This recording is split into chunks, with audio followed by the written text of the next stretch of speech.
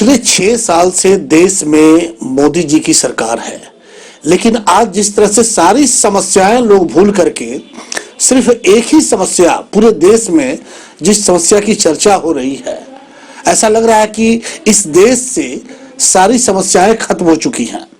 और अगर कोई समस्या है तो वो है सिर्फ CAA और NRC वगैरह।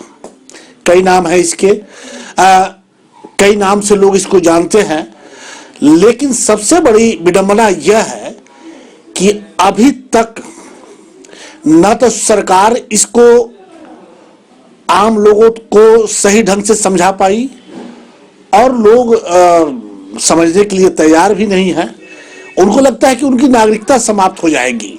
जो नागरिक संशोधन बिल सरकार ने दोनों सदनों से पास करा लिया और राष्ट्रपति ने भी इस पे मोहर लगा दी, तो इस कानून के तहत जो सरकार का ये कहना है कि जो विस्थापित हैं, जो बांग्लादेश, पाकिस्तान, अफगानिस्तान से जो आए हुए शरणार्थी हैं, उनको हम अपने यहाँ रहने की इजाजत देंगे, नागरिकता देंगे, सिवाय मुस्लिम बिरादरी को लेकर के। और शायद यही सोच, यही विचार यहाँ के जो मुस्लिम समुदाय के जो लोग हैं, उनको लगता है कि धर्म के आधार पर उनके साथ भेदभाव किया जा रहा है। हम इन्हीं मुद्दों को लेकर के आपने देखा कि शाहीन बाग जो चर्चा का विषय बना हुआ है पूरे देश में, उस लगभग 1.5 महीने से ज्यादा, हमको लग रहा है कि शायद 51 दिन 52 दिन आज है वो प्रदर्शन का, और उसी तरह के प्रदर्शन पूरे देश के कई हिस्सों में चल रहा है। ये इस ज्वलंत मुद्दे पे हम चर्चा करने के लिए मौजूद हैं डॉक्टर एहतेशाम साहब से। सर, आप बताइए कि जिस NRC और CAA और भी ये सब जो कई नाम है इसको लेकर के जो उत्पात मचा हुआ है, जो चर्चाएं हो रही हैं, कई तरह की बातें, राजनीतिक दल कई तरह की बातें, पक्ष और विपक्ष दोनों के जुबान बिगड़े हुए हैं। ये असल में है क्या, और क्या आपको क्या लग रहा है कि ये कानून आपके लिए कितना घातक है? देखिए, सबसे पहले तो मेरा मानना है, और कोई भी जो भी नागरिकता कानून के बारे में जरा सा भी जिसको भी ज्ञान है, हर आदमी को ये मानना पड़ेगा कि इस कानून की कोई ज़रूरत ही नहीं थी। CAA was not wanted law.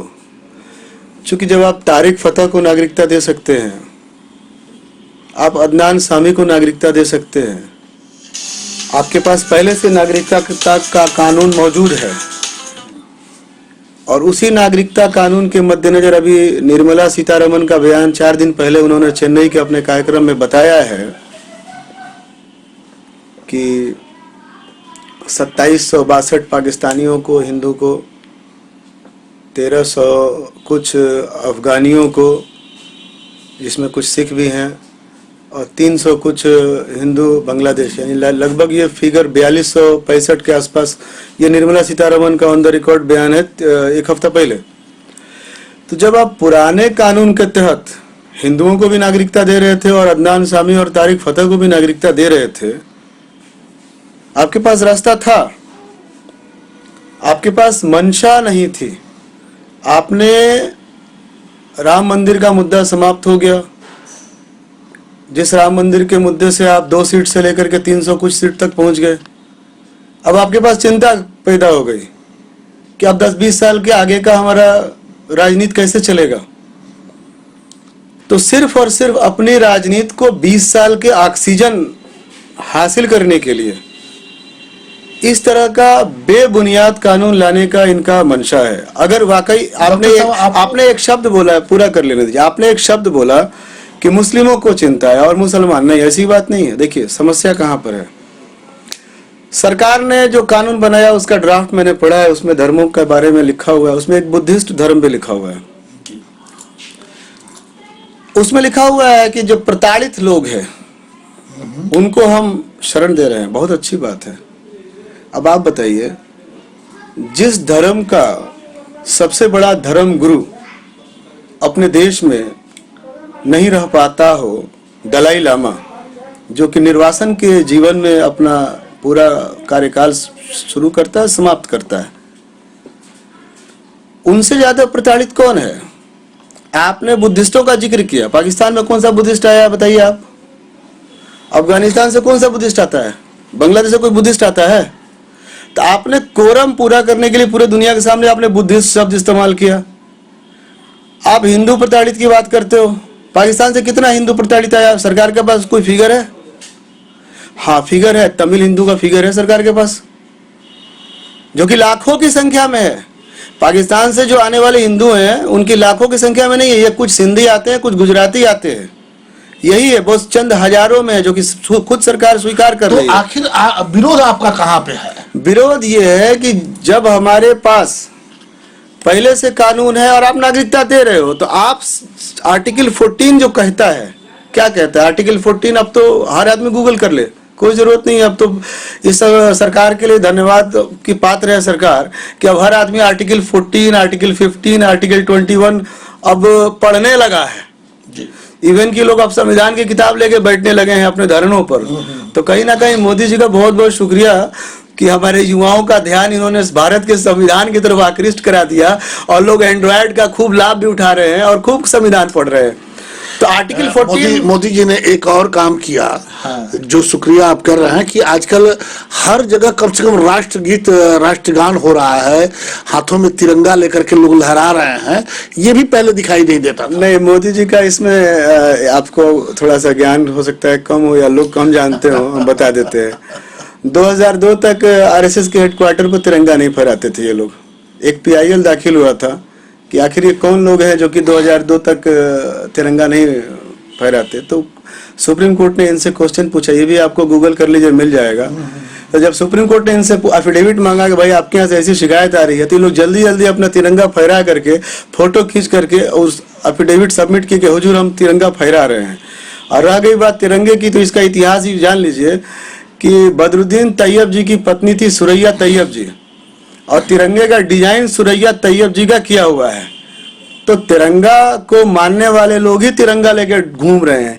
ये जो लोग हैं ये तो भगवा वाले लोग थे, जो कि जब भारत की आज़ादी हुई और तिरंगा जब हमारे यहाँ फाइनल हुआ तो इन लोगों ने तिरंगा को जलाया था उस समय। इनका तो यही इतिहास है, इनका तो इतिहास, ये तो जबरदस्ती अपने को राष्ट्रवादी बता। डॉक्टर साहब हम फिर आ जाते हैं अपने पुराने जिस मुद्दे पे हम चर्चा करने के लिए बैठे हुए हैं कि आखिर अंतर कहाँ है, क्या दिक्कत है आपको? अगर ये नागरिक संशोधन बिल, हालांकि अभी CAA वगैरह ये सब नहीं आया है और सरकार ये कह रही कि ये आएगा भी नहीं अभी, अगर नागरिक संशोधन बिल जो पास हुआ है दोनों सदनों से, इससे आपकी परेशानी क्या है, आपकी दिक्कत क्या है?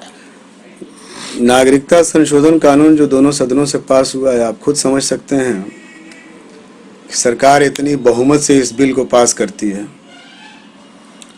और हमारे अमित शाह जी, हमारे जोगी जी घूम घूम करके इसके समर्थन में लोगों के लिए रैली करते हैं। सरकार जब इतने कानून बनाती है, आपकी भी एक उम्र हो गई, हमारी भी एक उम्र हो गई, हमको तो नहीं याद है कि इसके पूर्व में सरकार ने किसी कानून के समर्थन में रैली निकाली हो। और जिस CAA को आसाम के लिए बनाया गया, हर चीज का एक रीजन होता है, कारण होता है। CAA का कारण आसाम था, चूंकि आसाम में एक NRC हुई। वो NRC इसलिए हुई कि आसाम का जो बॉर्डर है वो बांग्लादेश से लगता है, बांग्लादेश के निर्माण में भारत की महत्वपूर्ण भूमिका है। उस भूमिका के मद्देनजर भारत सरकार ने तय किया कि 25 मार्च 1971 से पहले जो आ गए हम सबको भारत का नागरिक मान लेंगे। 26 मार्च बांग्लादेश अपने आज़ादी का दिवस मनाता है। नया नया देश बना था, लोगों के दिलों में, दिमाग में एक सस्पेक्ट चल रहा था कि देश चलेगा नहीं चलेगा, युद्ध ग्रसित देश था। तो मान लीजिए कि उधर से आपके मनोज भी आया, कलीम भी आया, रफीक भी आया। तो 72 से लेकर 80 तक, चूंकि ऐसा है कि वहां पर खेत और जो डरारी होता है पार कीजिए, तो ऐसे बांग्लादेश और ऐसे असम के, तो 80 तक लोग आते चले गए। समस्या कहाँ है अब बताते हैं आपको। अब ये लोग वहां पर आंदोलन हुआ, ये सब बैकड्रॉप थोड़ा सा जानना भी जरूरी है कि कारण के पीछे हम जब तक डायग्नोसिस नहीं करेंगे बीमारी सामने नहीं आएगा। तो बोडो उग्रवादी थे जो कि बाद में एजीपी वहाँ बना। तो इन लोगों की डिमांड थी, तो राजीव गांधी ने 85 में एक आसाम एकॉर्ड किया कि हाँ आपके यहाँ एनआरसी होगा।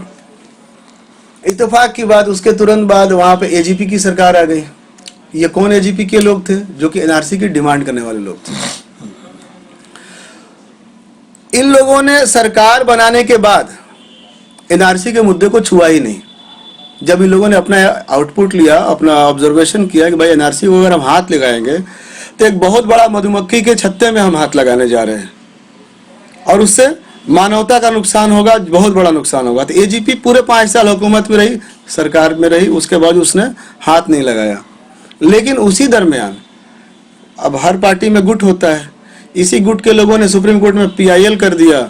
अब पीआईएल के मद्देनजर सुप्रीम कोर्ट तो भाई आपका दस्तावेज देखता है, दस्तावेज में एकॉर्ड था, तो दस्तावेज के आधार पर उसने कहा कि नहीं एकॉर्ड हुआ है, भाई केंद्र की सरकार ने एकॉर्ड किया तो एनआरसी करना पड़ेगा, एनआरसी हो गया।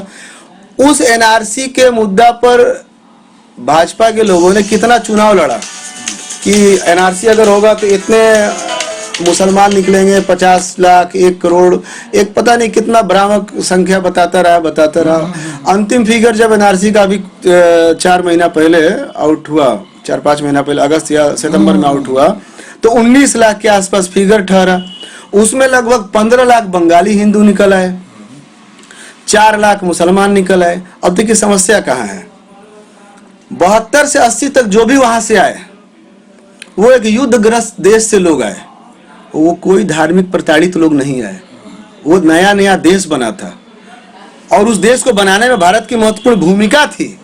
तो भारत एज ए गार्जियन वहां पर बिहेव कर रहा था। तो अलग बात है कि वहां पर जो लोग थे वो इसलिए आए कि भाई उसने देखा कि जो लोग 68 में गए, 69 में गए, 70 में गए, वो लोग मकान बन गया, घर बन गया, दुकान बन गया। तो वो आर्थिक रिफ्यूजी के शक्ल में कि हम जाएंगे तो मेरा भी उन्नति हो जाएगा, मेरी भी नौकरी मिल जाएगी, उस तरीके से लोग 72 से 80 के बीच आ गए। अब थोड़ी देर के लिए इसको ऐसे समझिए कि कोई आदमी 50 साल की उम्र में अगर 72 में आ रहा है तो निश्चित रूप से अपने साथ एगो 20-25 साल का बेटा लेके आया होगा ना। तो 2020 में अगर उस समय 58 साल एवरेज इस पूरे साउथ ईस्ट एशिया की जो औसत आयु थी लगभग 58 साल थी। अभी 2020 में उसका मान के चलिए कि चौथा पीढ़ी जन्म लिया जो कि अभी 18 साल का हो गया है। यानी कि अगर इस कैलकुलेशन से जाइएगा तो 72 में जो आया उसका परदादा था। यानी कि अब देखिए ये जो चौथा पीढ़ी जन्म लिया उसका बाप भी भारत में जन्म लिया, उसका दादा भी भारत में जन्म लिया। डॉक्टर साहब थोड़ा नहीं 2 मिनट नहीं 1 मिनट अब पूरी खत्म कर लीजिए। अब देखिए अब सीए क्या कह रहा है, गौर से सुनिएगा सीए क्या कह रहा है। आप रोकेंगे, आप हमारी बात सुनिए। जब जो चीज हमारे पास है ही नहीं, जो कानून हमारे पास है ही नहीं, और आप जो इतना भूत भविष्य की बात कर रहे हैं, आप हमको ये बताइए कि आपकी नागरिकता कहाँ खतरे में? हाँ वही आपत्ति बता रहे हैं, वही ऑब्जेक्शन हम बता रहे हैं। ये जो 50 साल से रहने वाले लोग हैं, ये कौन लोग हैं?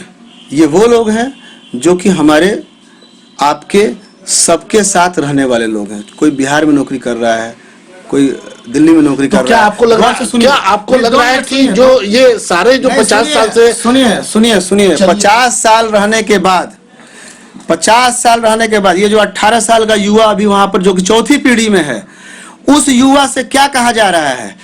अगर युवा का नाम मनोज है तो आपको हम सीए का लाभ देंगे, और अगर युवा का नाम मुस्तकीम है तो अब आपको सीए का लाभ नहीं मिलेगा। परंतु ना मनोज की इसमें कोई गलती है, ना मुस्तकीम की गलती है, गलती परदादा ने किया है। अगर वो डरारी पार करके आया, लीगल आया, इलीगल आया, तो सजा दादा को या परदादा को मिलना चाहिए था। दुनिया की किसी भी पंचायत में ऐसा आप बता दीजिए कि परदादा अगर जुर्म करता हो तो उसके परपोता को सजा दीजिएगा। चलिए ये आप बता दीजिए हमें कि इससे आप कहाँ प्रभावित होते हैं? एकदम प्रभावित होते हैं हमारे देश में। नहीं हमारे देश में क्या आप बांग्लादेश से आए हुए हैं? गौर से सुनिएगा हमारी बात, हम सुनिए। हम जो हमारे देश में इस पूरे भारत, हम भारत के लोग, हमारा संविधान शुरू होता है, हम मुस्लिम लोग नहीं, हम हिंदू लोग नहीं, हमारा संविधान के प्रस्तावना का स्टार्ट लफ्ज है, स्टार्ट जो होता है हम भारत के लोग। तो हम भारत के लोग की जब हम बात करते हैं तो उसमें हमारे आसाम के भी लोग आते हैं। अब गौर से सुनिए, एक और चीज आपको बता रहे हैं। वो जो अगर हिंदू है उसको आप सीए का लाभ दे रहे हैं, लेकिन कब दे रहे हैं? वो 50 साल इंडिया में रहा है और अपने को इंडियन लिख रहा है, अब हर जगह एनआरसी में उसने जहां जहां डॉक्यूमेंट सबमिट किया, हर जगह वो अपने को इंडियन लिख करके सबमिट कर रहा है। अब आप उसको क्या कह रहे हैं कि देखिए आप तो छट गए हैं, आपको तो हम सीए का लाभ दे देंगे, आप हिंदू हैं, लेकिन आप अपने को डिक्लेयर कीजिए कि आप प्रोसिक्यूटेड हिंदू हैं, आप बांग्लादेश से आए हैं या फलाना जगह से आए हैं। गौर से सुनिएगा, जैसे ही वो अपने को डिक्लेयर करेगा, एक नया एफिडेविट देगा, वो रिफ्यूजी के कैटेगरी में आ जाता है। अब जैसे ही रिफ्यूजी के कैटेगरी में आ जाता है, तो जो भी उसका बाप दादा परदादा का खरीदा हुआ जमीन था, वो कहाँ गया? वो अपने आप ऑटोमेटिक उसके साथ वो डिबार हो जाएगा, क्योंकि जब वो नागरिक नहीं रहा तो संपत्ति का अधिकार कैसा? ये कानून है।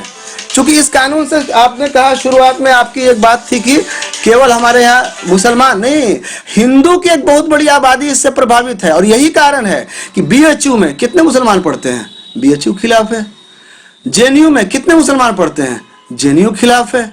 जादवपुर में कितने मुसलमान पढ़ते हैं, जादवपुर खिलाफ है। आईआईटी कानपुर में कितने मुसलमान पढ़ते हैं, आईआईटी बॉम्बे में कितने मुसलमान पढ़ते हैं। लेकिन सर, आज जो हालात, चाहे वो जामिया का हो या फिर शाहीन बाग का हो या फिर सिवान का हो, जिस तरीके से आपके धरना प्रदर्शन जो चल रहा है, क्या ऐसा नहीं लगता है कि आपके ये क्रियाकलाप बीजेपी को मजबूत कर रहा है? और जिस समस्या से भाग कर बीजेपी ने इस मुद्दे को सामने लाया था, जैसे कि पहले आपने कहा था, वो बीजेपी अपने मकसद में कामयाब हो गई है और आप उसको मजबूत करने पे तुले हुए हैं। हम फिर बीजेपी को थैंक यू बोलते हैं दोबारा से, मजबूत करने के लिए नहीं, बीजेपी को हम थैंक यू बोलते हैं, यहाँ पर वापस हम थैंक यू बोलते हैं। क्योंकि बीजेपी को हम इसलिए थैंक यू बोलते हैं, हमने एक हफ्ता पहले एक खबर देखी कि 15 बसें सिखों की पंजाब से चलती है और वो शाहीन बाग पहुंचती है, 15 बसें। और वो सिख लोग जब आते हैं तो वहाँ पर रात के 2 बजे पूरा का पूरा शाहीन बाग उसकी इस्तकबाल में खड़ा होता है और वो वहाँ पर लंगर का सुबह सुबह इंतजाम शुरू करते हैं। कितने प्रेम से वहाँ पर बैठ करके वहाँ पर गुरुवानी हो रही है। फिर हमने देखा 4-5 दिन पहले कि आरती का आयोजन वहाँ हो रहा है। इससे बढ़िया हिंदुस्तान क्या हो सकता है कि अब एक ही जगह गुरुवानी हो रही है, आरती हो रही है, अजान हो रही है। यही तो गांधी का भारत है।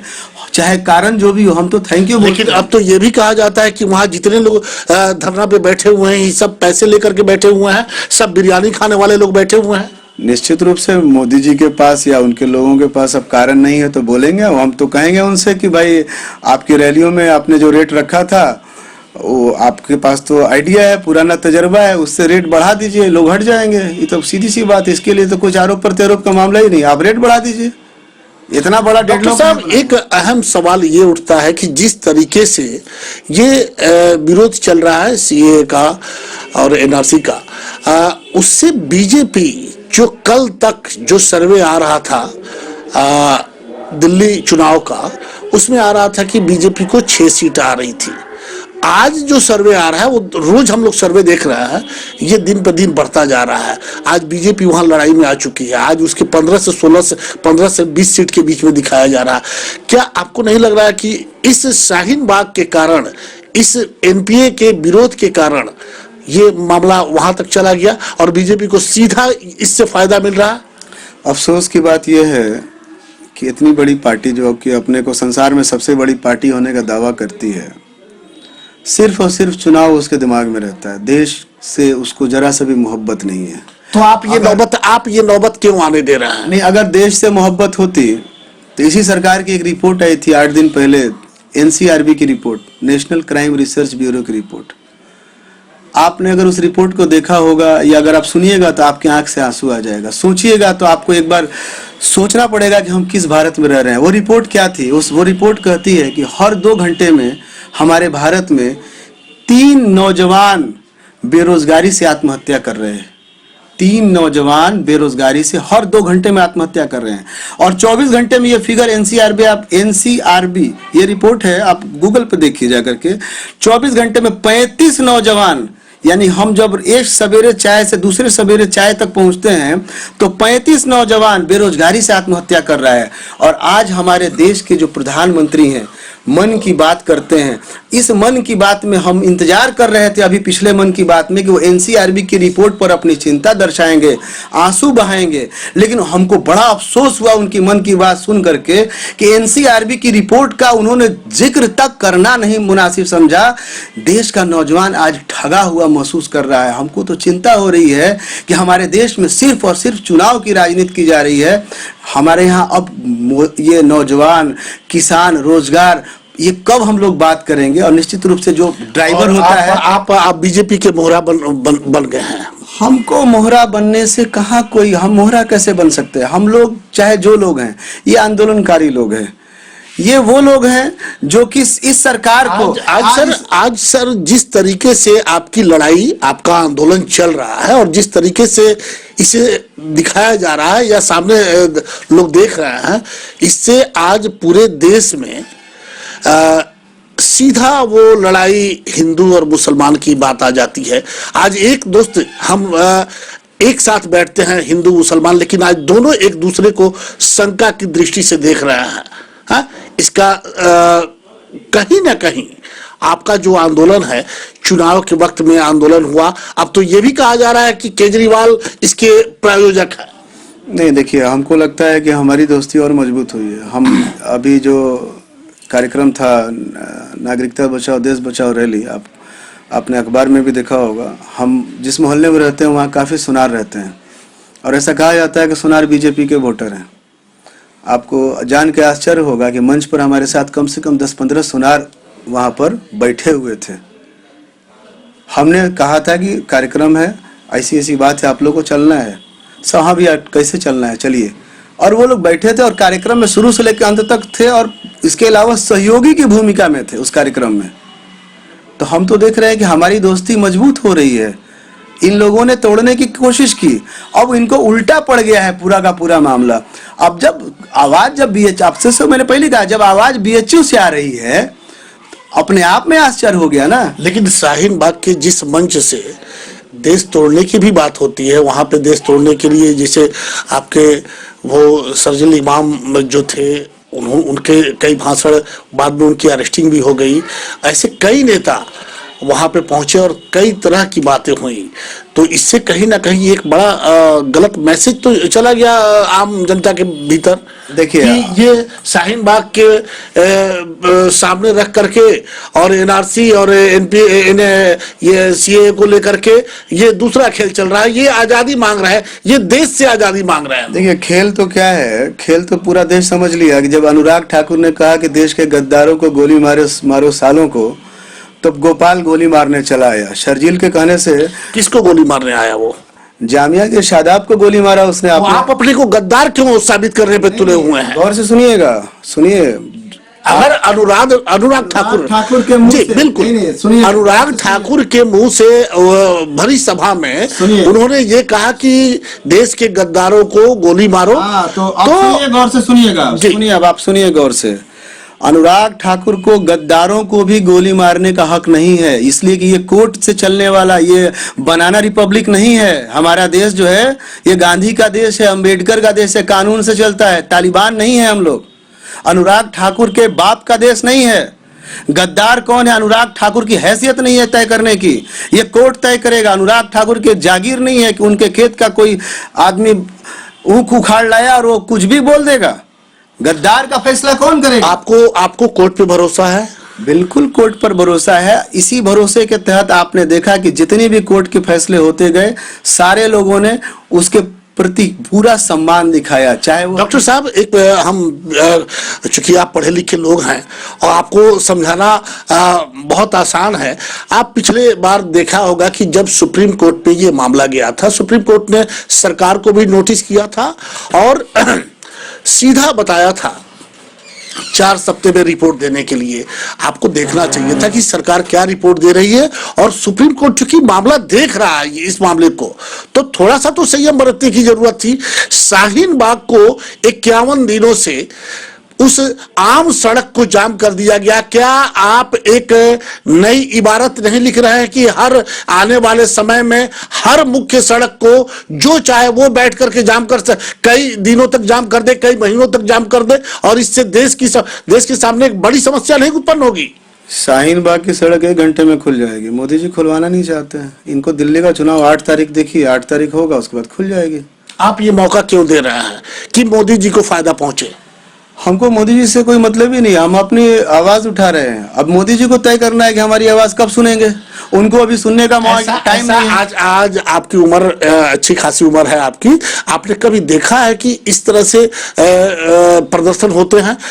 प्रदर्शन अन्ना हजारे का भी हुआ था इस समय के, हम आजादी के समय की बात नहीं कर रहे हैं, अभी कुछ साल पहले की बात है। अल्लाह उसका एक स्थान बना हुआ है, लेकिन अब आम आदमी एक सड़क को, उस सड़क से हिंदू भी जाता है, मुसलमान भी जाता है, आपके भी मरीज जाते हैं, हमारे भी मरीज जाते हैं, सारे लोग जाते हैं। उस सड़क पे अगर 1.5 महीना तक आप उसको जाम करके बैठ जाएं तो क्या अराजकता नहीं फैलेगी?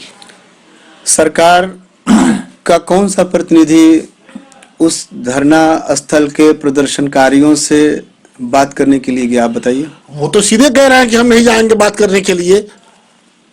तो इसका मतलब वो भारत के नागरिक नहीं समझते हैं उन प्रदर्शनकारियों को, यानी कि भारत के नागरिकों को हक नहीं है अपनी बात रखने का। अगर हम विरोध कर रहे हैं किसी मुद्दे का, आपकी बात आप कह रहे हैं, लंबा लेके चलना है आपको। अब जब सरकार को तय करना है, सरकार 1 दिन में चाहे 1 घंटे में खत्म कर ले, आ जाए सरकार, बैठ जाए, सामने सामने बैठ जाए। अब जो सवाल है हमारे, अब एनपीआर में वो पूछ रहे हैं कि आपके बाप अगर मर गए हैं, सुनिएगा सवाल नंबर 13, सवाल नंबर 13 मेरे पास है, हार्ड कॉपी रखे हुए हैं, कहीं तो निकाल के दे देते हैं, हमारे पास भी है, हाँ हार्ड कॉपी है। उसमें पूछ रहे क्या, अगर आपके बाप मर गए हैं, क्वेश्चन नंबर 13 सुनिएगा, अगर आपके बाप मर गए हैं तो उसकी जन्म तिथि बताइए और वो किस जगह पैदा हुए थे ये बताइए। हम तो अपने पापा से नहीं पूछे थे कि वो कहाँ पैदा हुए थे, आप पूछे थे? कोई नहीं पूछा था, कोई नहीं पूछा था। तो इस सवाल डाल, और आज तो वो अगर हम अपने पिताजी का जन्म प्रमाण पत्र तो ढूंढते रह जाएंगे वाला नहीं। तो जन्म प्रमाण पत्र का नियम भी तो सुन लीजिए। क्या नियम है? जन्म प्रमाण पत्र का नियम है कि जिस उम्र में आप बनवाने जाएंगे ना, उससे 18 साल अधिक आदमी एक चाहिए, 2 आदमी, 2 विटनेस आर नीडेड, 2 आदमी। तो मान लीजिए 80 वर्ष का आदमी का, मान लीजिए मेरे पिताजी अगर जीवित होते तो अभी 80 वर्ष के होते। तो अगर एनपीआर नीतीश जी शुरू करने जा रहे हैं तो हमको 58 वर्ष का आदमी 2 को ला के दीजिए, पापा का बनवाना है हमको जन्म प्रमाण पत्र। तो भैया ये का है, ये सब ड्रामा करने की जरूरत क्या है? आप कह रहे कुछ हुआ ही नहीं, आप ऐसा सवाल क्यों लेकर के आए हो? मेरे बाप के जन्म तिथि से भारत की अर्थव्यवस्था अगर बन जाती हो, सबको रोजगार मिल जाता हो, सबको शिक्षा मिल जाती हो, सारा स्वास्थ्य ठीक हो जाता हो, तो हम लोग 58 वर्ष का आदमी खोज करके अपने पापा का बनवा ले, आप भी बनवा लीजिए। तो डॉक्टर साहब, कुल मिला के यही नतीजा निकला कि सरकार जब तक आएगी नहीं बातचीत करने के लिए, तब तक ये आपका आंदोलन इसी तरह से जारी रहेगा। सरकार को हम एक ही बात कहना चाहेंगे कि भारत एक महान देश है, ये विवेकानंद का देश है, उस विवेकानंद का जिन्होंने कि महाउपनिषद के वसुधैव कुटुंबकम को पूरी दुनिया में 1898 में धर्म संसद में इस चीज को उन्होंने उद्धृत किया था, ये उसका देश है। तो वसुधैव कुटुंबकम का मतलब होता है the whole world is one family. इसी सिद्धांत को महात्मा गांधी ने कहा था कि we are the global citizen and the world is the global village. तो मैं सरकार से यही आग्रह करूंगा कि आप लोग विवेकानंद को तो मानते होंगे, आप तो गांधी के नहीं मानते थे, लेकिन ढोंग ही कर रहे हैं, कम से कम एक्टिंग ही करिए मानने का, और अपने आचरण में विवेकानंद और गांधी को लेकर के आइए। ये जो आप लोग की भाषा है ना, कपड़े से पहचान लेंगे, एक मुख्यमंत्री बोलता है कि बदला लेंगे, अपने नागरिकों से कोई बदला लेता है? ये बोलते हैं बदला लेंगे। तो हम इनसे हाथ जोड़ करके आग्रह करते हैं कि आप लोग अपनी भाषाओं पर नियंत्रण कीजिए। और एक हमारे गृह मंत्री कहते 1 इंच पीछे नहीं हटेंगे।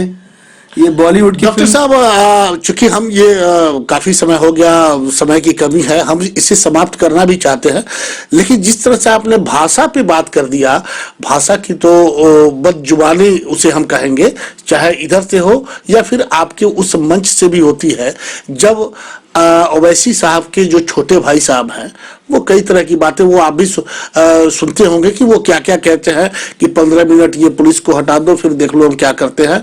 फिर ऐसे इसका क्या मतलब है? कहीं ना कहीं आप बढ़ावा दे रहे हैं उस फासिस्टवादी ताकतों के खिलाफ जिसके खिलाफ आप धरना पे बैठे हुए हैं। देखिए, अकबरुद्दीन ओवैसी एक मामूली विधायक है, नरेंद्र मोदी से मुकाबला नहीं है। ये देश के वजीर आजम हैं।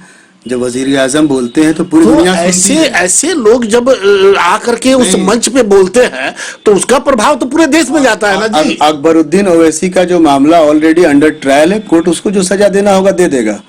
अभी हमारे पास मुद्दा क्या है कि गृह मंत्री, वजीर आजम, प्रधानमंत्री, मुख्यमंत्री, ये लोग देश और राज्य के मुखिया लोग हैं। इनके ऊपर जिम्मेदारी है। एक विधायक के ऊपर एक मामूली सा 50,000 या 1 लाख वोटर की जिम्मेदारी होती है। इनके ऊपर करोड़ों करोड़ों हिंदुस्तानी नागरिकों की जिम्मेदारी है। तो इनको अकबरुद्दीन ओवैसी जैसे घटिया लोगों से मुकाबला करने की, यानी कि प्रतियोगिता कर रहे हैं ये लोग। निश्चित रूप से अगर ये प्रतियोगिता कर रहे हैं तो आखिर ऐसे घटिया, आपके शब्द हैं ये, हमारे शब्द नहीं है, ऐसे लोगों को फिर आप अपने मंच पे जगह कैसे दे देते हैं? हमारे मंच पे तो कभी नजर नहीं आते। हमारे मंच पर कहाँ कोई नजर आती इस तरह का? हाँ, आपको शाहीन बाग गए हुए थे सर? नहीं, कभी नहीं, ऐसा कोई नहीं। अकबरुद्दीन ओवैसी से हमको कोई लेना देना नहीं है, वो कहीं गए भी नहीं। वहाँ तो वो भी नहीं गए, उनके बड़े भाई भी नहीं गए। छोटे भाई तो छोड़िए, बड़े भाई भी नहीं गए। ये सीए के जो ये खिलाफ में जो प्रदर्शन कहीं तो वो लोग उसके खिलाफ है और उसके बोल भी रहा है। गए होंगे, लेकिन वहाँ दोनों में से कोई भाई नहीं गए। दोनों भाई एब्सेंट है वहाँ पे, दोनों में से कोई नहीं गए। चलिए, आपने देखा कि डॉक्टर साहब से हमारी लंबी बातचीत हुई है और हम भी समझना चाहते हैं कि आखिर ये जो सिलसिला है, विरोध का जो सिलसिला है, ये समाप्त कब होगा? कब वो रास्ता जो लगभग 2 महीने होने जा रहा है, 52 दिन आज हो चुका है, वो रास्ता कब खुलेगा? कब वो उसके जो आम आदमी, 2 बड़े हॉस्पिटल हैं उस इलाके में और उस शाहीन बाग को लेकर के देश के कई हिस्सों में भी कई हिस्से शाहीन बाग बने हुए हैं। तो डॉक्टर साहब ने साफ कहा कि हम बातचीत करना चाहते हैं और जहां तक हमारी भी बात है कि अगर बातचीत से बहुत बड़े बड़े मसले हल हुए हैं तो ये भी मसला कोई बहुत बड़ा मसला नहीं है। सरकार को भी चाहिए कि वो आगे आए और आगे आकर के जो आपको शाहीन बाग में जो लोग बैठे हुए हैं वहां उनसे बातचीत हो। जिनको ये समझ में नहीं आ रहा है उसे सरकार समझाए कि ये कानून आपके हित में है, जैसे कि वो सदन में कहते हैं या और अन्य मौकों पे बोलते हैं। तो ये कहीं ना कहीं एक कदम तुम चलो तो एक कदम हम चले और ये दोनों आदमी, दोनों पक्ष आगे आए और इस मामले को समझे। और जो देश में जो अराजकता की हालत बनी हुई है, हम आम मुद्दों से भटक चुके हैं। देश में क्या समस्या है, चाहे वो आर्थिक हालात पे हो, चाहे वो और भी कई समस्याएं हैं जिसको लेकर के उस पर चर्चा होनी चाहिए थी, उसके निदान निकलने चाहिए थे। लेकिन आज ऐसा लग रहा है कि पूरा देश में सिर्फ और सिर्फ एक ही समस्या है, वो है CAA और NRC वगैरह। तो अब देखना है कि सरकार कब इन आंदोलनकारियों की बात सुनती है और कब उनसे बातचीत करने के लिए शाहीन बाग पहुंचती है और कब ये मसला हल होता है, ताकि देश का आम आदमी जो है वो अपनी समस्याओं को लेकर के देश की सरकार से सवाल पूछ सके।